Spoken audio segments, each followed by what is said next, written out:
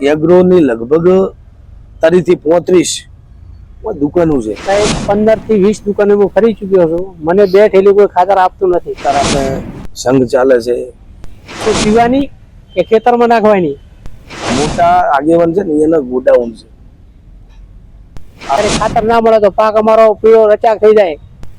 ત્યારે એરિયા ખાતર લેવા જાય તો ખેડૂત માટે નથી. નમસ્કાર દર્શક મિત્રો, સ્વાગત છે તમારું. ઉદયભાઈ ઠાકોર આપનું સ્વાગત કરું છું. અને ખાસ કરીને જે ખેડૂતોને હાલ અત્યારે ભારે હાલાકી પડી રહી છે, ખેડૂતોને અત્યારે ખાતર મળતું નથી.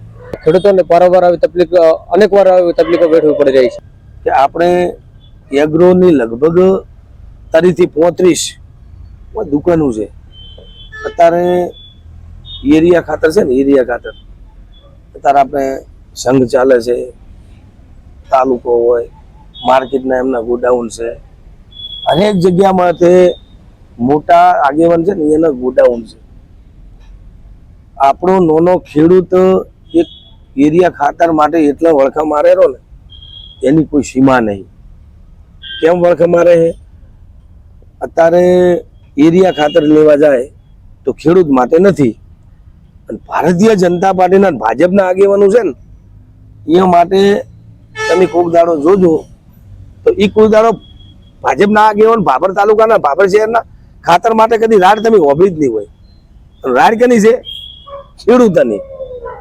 બીજા કોઈની તમને રાડ લાગતી નથી. હવે અત્યારે તો આપણે શું છે, એરિયા ખાતરની 50% જરૂર પડે. એની પછી આપણો આવેલો અત્યારે શિયાળો. એરિયા ખાતર સિવાય કોઈ એરંડા, રાયડું, જીરું કોઈ વસ્તુ થાય નહીં. હવે ઈ ટોળે આપણે અત્યારે આવી તકલીફ પડે છે, ઈ ટોળે શિયાળામાં જેવી તકલીફ પડશે. કદાચ સ્વરૂપજી તો ધારાસભ્ય વાવ વિધાનસભાના છે. અને જ્ઞાનીબેન ઠાકોર છે ને, આખા બનાસકાંઠાની અંદર એરિયા ખાતરની તકલીફ છે. તો અત્યારે એમને કલેક્ટર સાહેબ જોડે રજૂઆત કરવી જોઈએ અને એમને લોકસભામાં પણ રજૂઆત કરવી જોઈએ. બનાસકાંઠાની અંદર એરિયા ખાતર માટે અત્યારે તમે થરાદની અંદર જુઓ, ધોનેરાની અંદર હરેક સંસદ સભ્યનો વિસ્તાર આવે ને, હરેક રાડ બમને કૂકવા છે. મારે પણ એમની રજૂઆત છે. હું એ પણ કોંગ્રેસનો એક આગેવાન છું. તો તમને વિકાસ માટે તમે તમારું નામ રોશન કરો અને ખાતર લાવો એવી મારી વિનંતી છે. સાહેબ 15 થી 20 દુકાને હું ફરી ચૂક્યો છું. મને 2 થેલી કોઈ ખાતર આપતું નથી. ખાતર આપવું તો કે એક થેલી હોય, એક બોતલ લેવી પડે 800 રૂપિયાની. સાહેબ 800 રૂપિયાની બોતલ લઈને શું પીવાની કે ખેતરમાં નાખવાની? અમારી જોડે 1000 રૂપિયા તો સાહેબ છે નહીં. ક્યાંથી લાઈન પૂરું કરા? અને અમારો પાક છે, અત્યારે ખાતર ના મળે તો પાક અમારો પીળો રચાક થઈ જાય અને બગડી જાય. ખેડૂતને બહુ હાલાકી ભોગવવી પડે છે. અમે તો વિનંતી કરીએ છીએ કે દરેક ખેડૂતને ખાતર મળવું જોઈએ.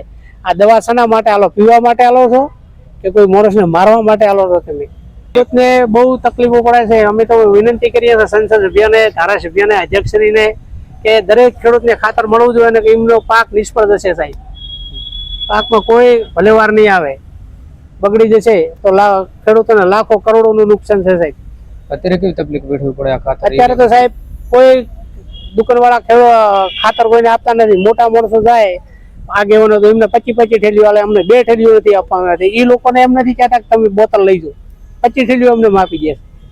નાના લોકોથી ભેદભાવ, નાના લોકોથી બહુ ભેદભાવ રાખે છે. ખૂબ ભેદભાવ છે આ લોકોનો. તો શું માંગ કરશો અત્યારે?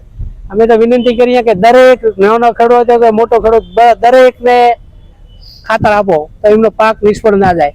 ખેડૂતોને પણ અવારનવાર ભારે તકલીફ વેઠવી પડતી હોય છે, તેમજ ખેડૂતને એકવાર નહીં પણ અનેક વાર આવી તકલીફનો સામનો કરવો પડતો હોય છે. ત્યારે ખેડૂતો પણ એ જ માંગ કરી રહ્યા છે કે અમને ખાતર, યુરિયા ખાતર છે, જેને આપવામાં આવે ને તે અહીંયા ખેડૂત